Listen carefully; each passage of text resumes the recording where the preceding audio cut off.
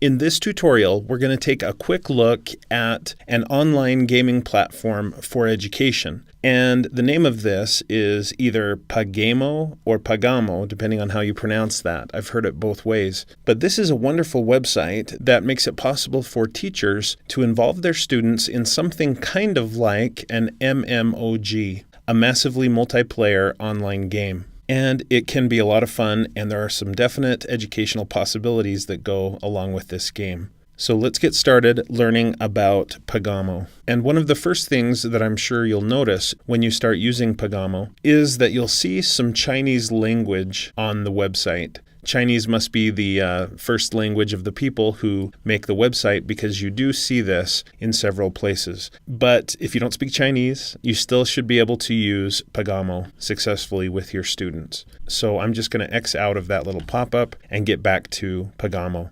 What you need to do to get started is go here to the upper right and click Sign Up. Put in some basic information about you and click Sign Up to begin using Pagamo. Or, as you can see here, you can sign in with a Google account or one of these other accounts. Once you've signed up, from then on you can just click Sign In, put in your information, and sign into your Pagamo account. Or you can just do a quick sign in with these services. So give me a minute to do so, and then I'll resume the tutorial. Now that I'm signed into my account, it recognizes me, and notice that it says Hi, and then there's a button that says Choose Course. So I'll click that.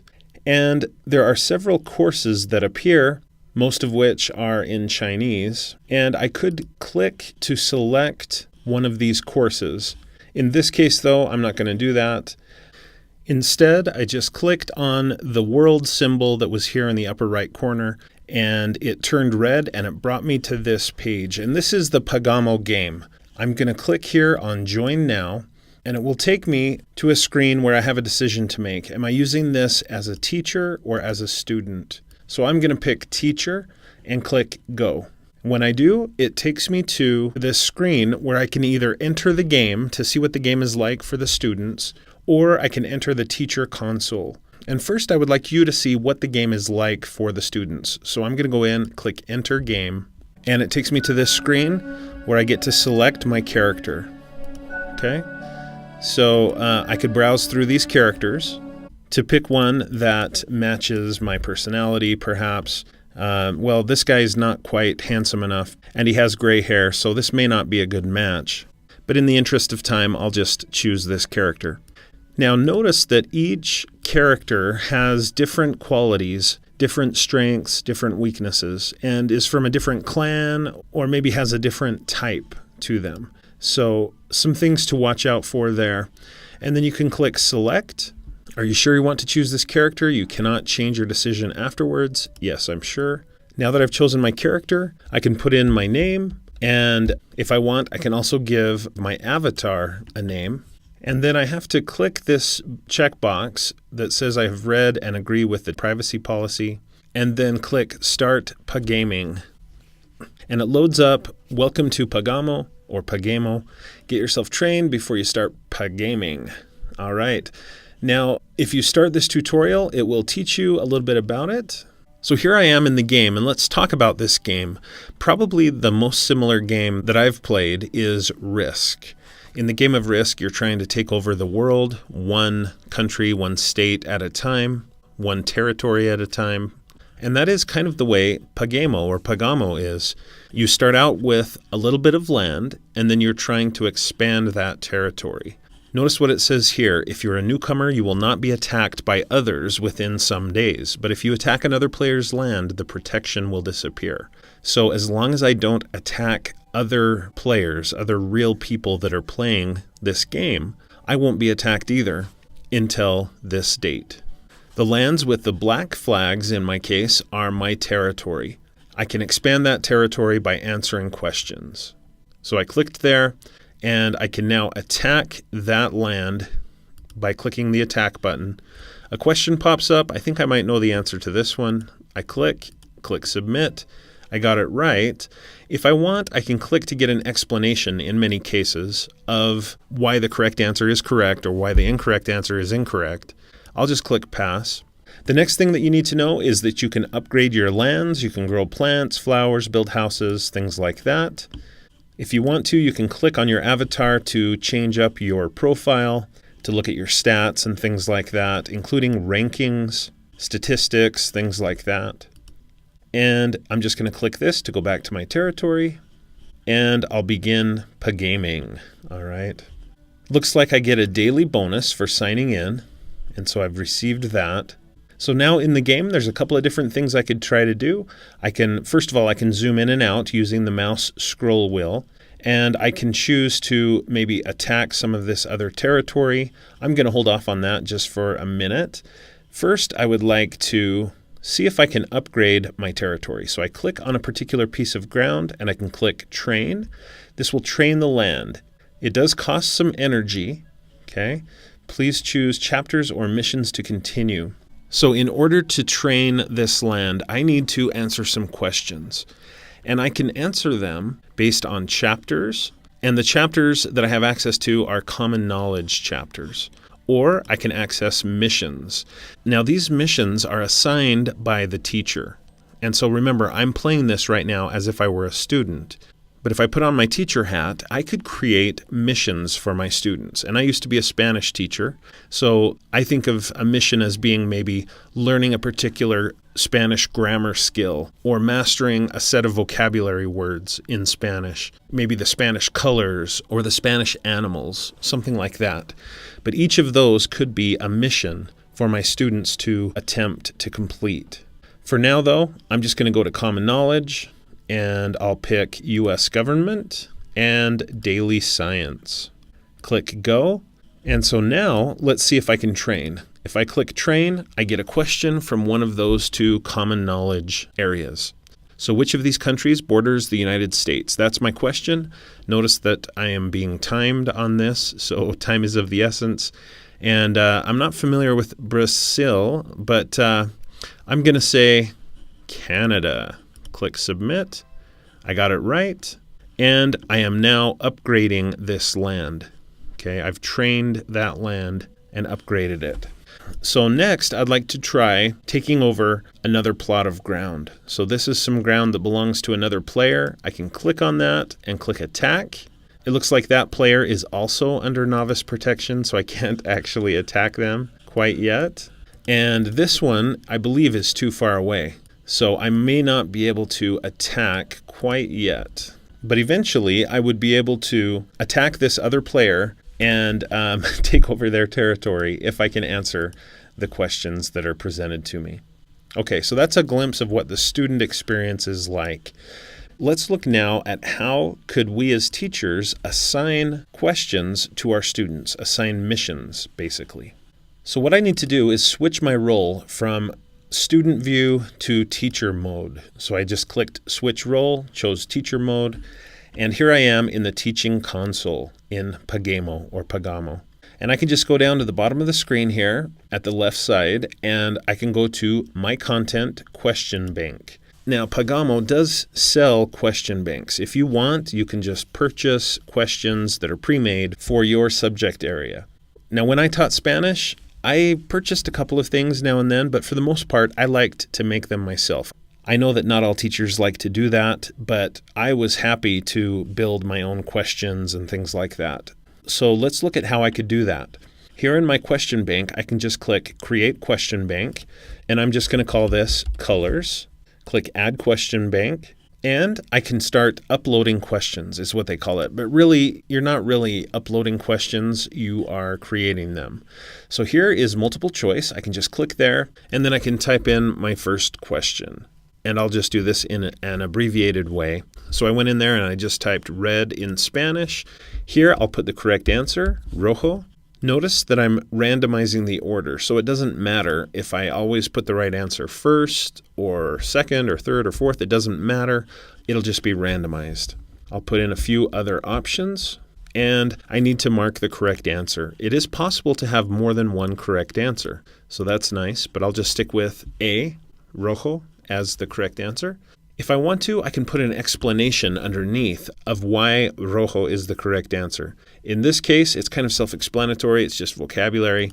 I could tag this question if I want to, and then there's an option for a time limit. I'm just going to leave it at automatic, but if you want, you can click and change that up. Okay, I'm going to click send, and now if I go to my questions, let's see if that question is there. It is. Now I can go back to the teacher console or my question bank. I can go back into the question bank and upload another question or create another question. This one, I could do true or false. I'll click send, and I've created a true-false question. Back in the question bank, this time, I'm going to create a reading comprehension question. And I can put in a title here. I can copy-paste or type in content. And then I can add questions about that content. So this is typical reading comprehension. The students are going to read this article and then answer this question. And I just type it in. And at this point, it's like any other multiple choice type question. Click OK, click send, and that question is sent to my question bank. Okay, the last kind of question that I want to show you is how to create fill-in-the-blank questions. Okay, so I've typed in a question. I don't want to differentiate capital and lowercase letters, and then I'll enter in an answer that would work in that blank. And the answer is Greece, or I could add a second possible answer, and then just click send. All right, now each time I'm adding a question or sending a question, it goes into this question bank, and I can click here in my question bank. I can click on my questions to see that list of questions, and I can edit those questions at any time or delete them. I'm going to go back now to my teacher console. Now that I've got some questions in the question bank, I could start assigning those to students, but the thing is I don't have any classes. I don't even have any students. So here where it says My Classes, I'm going to now add a class. Now I could have started with this. It's up to you if you want to start with your question bank first or with your classes first, but I decided to start with the question bank. Now I'm adding my class. So I'll call this Spanish 1. So I click Save. That class is added. And now I can click on that class and I could add students. Okay, so how many seats are in the class? Let's say 25. Click Save. Now that I've added seats for, in this case, 27 students, I decided to up that to 27. I can now invite students to this class. And here is the class code that they'll need to be able to add it to this class. So I could write that on the board, or I could print it out on a piece of paper and hand it to the students or their parents. And then I click Invite Students, and it has instructions here for how students can access this class and this content. If I need to, I could copy that and paste it or do a screenshot to put it into a document to send home to the parents or students. But when you're ready, just click Got It, and the students will add themselves to the class. Okay, so now I have a class, I have some hypothetical students in the class, and I have a question bank. So now I'm ready to make an assignment or a mission for my students. So I'm going to go down here where it says New Assignment, and I click here where it says Author or Publisher, and this is where it lists any question banks that I may have purchased from Pagamo. Turns out, though, I haven't purchased any. For free, I got this Common Knowledge question bank, and then this is the one that I made just a few minutes ago. So I'll click on Colors. That's the one I want my students to practice. I can choose the subject and the year, 2018, and if I want the volume. Now, right now, this is the only one I have. I have one subject, I have one volume, but it is nice to be able to put these markers on there to differentiate the different missions and assignments and things like that. So next it says chapters, and I clicked on chapters, and I've only worked on a chapter 1. I click Finish, and then I can click Add Assignment. Now, if I had another question bank, I could click there, and I could add questions from another question bank. And you know what? I think I will throw in some common knowledge questions. And I'll just choose quizzes for everyone. So now they'll get some common knowledge questions thrown in there as well. So I'm going to click Add Assignment. And now I have to decide how many questions will the students receive from these question banks. I could do it automatically. I could do it semi-automatically, or I could create them manually. And you can see the differences between each of those here. I'm just going to pick automatic. So I want 3 questions from my colors question bank. I click Confirm, and it randomly picked these 3 questions. If I want to now, I can go back to sources and I could make some changes. But honestly, I'm pretty happy with that. So I'll go back to selected, then I can click next, and I'll name this assignment Spanish Colors. I'll click save, and now I can put a description in here about this mission. You can think of the mission as being basically an assignment. The mission start date is February 11th, and the mission end date is February 24th. If I wanted to, I could change these up. Okay, you can change the time and or the day that it is due. If you want, you can put in some rewards. When they complete this mission, they get a sorceress's staff. Okay, that's a mouthful. Next, I can choose the quantity of the reward that they can purchase, and these are question points. This is going to cost 114 question points to get this reward. That looks good to me, so I'll click next, and then the final step here is to assign this mission or this assignment to one of my classes. I only have the one class right now, so I click there, click next, it saves it, and you can see now in my assignments list I have one assignment, one mission basically. Here it is, and it's ongoing. If I need to, I can go in and edit it or delete it, or I could add a second mission. Now that this is assigned to my class, if any of my students go in to their student accounts, they'll see the mission and they'll be able to work on it. They'll be able to study their Spanish colors while trying to expand their territory and take over this fantasy world. So that's Pagamo or Pagamo. I think it's a really exciting idea for a game, and I'm sure that there will be other competitors that will pop up in the future.